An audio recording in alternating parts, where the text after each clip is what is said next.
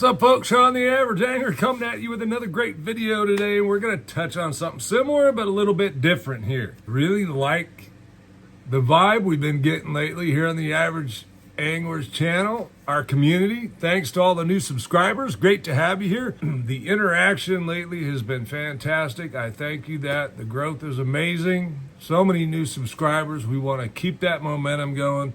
So today I'm going to give you some more juice.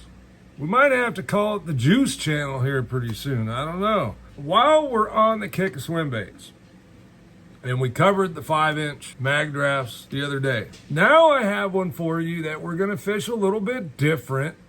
You need nothing special to do it. You can fish these on a spinning rod. You can fish it on a casting rod. Totally up to you. They're very affordable. They catch tons of fish. Very, very effective and easy to fish, okay?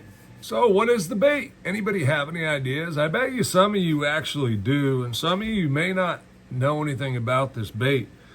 But let me tell you, this bait is great for all three species. Okay, spotted bass, smallmouth bass, and largemouth bass. And that bait is this little guy right here. Comes in a few different sizes. This is a 3.8 inch. Comes in this little 3-inch. Now, these are very affordable. I know some of the colors look a little odd. Don't be put off by that. Let me tell you, they eat the snacks out of this. This is like a snack. It's a little snack. And they come in some really great colors. This is one I was really excited about, right? Pink. Transparent pink. This is a 3.8, 3/4. Now, the weights, you can get different weights. Heavier. I pretty much stick with the 3/4 because it does what I need it to do. So let's talk about fishing these. And here I'll show you. The hook's right inside there. It's a good hook. It's just a jig head, right? So just think of this. It is a jig. There's your hook. Hides in behind those fins. The hookup ratio on this is really, really good. There's another little color here. And again, these hold their shape a little bit better. But I still recommend that you keep the packaging and store them in the package just because it is a clamshell. They are reusable. It's got the same little tab as the mag draft. It just keeps your baits in good shape, okay? But these are pretty reasonable. I think one of these, this says $7.99. This one I bought not too long ago. I think you can get them $5.99 depending on the size, where you get them, that kind of thing. So let's get into how to fish these. And as I mentioned, you can fish these on a spinning rod. You can fish these on a casting rod. They're really easy for just about anybody to fish.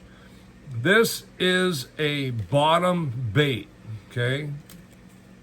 It says right on the package, bottom swim bait. Now this can be fished in several different ways.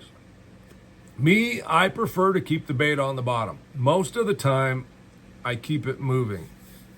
Now, there are times when the fish are a little more finicky and maybe you want to fish kind of like a jig. Use your rod, pull the bait, and reel up the slack. Use the rod, reel up the slack.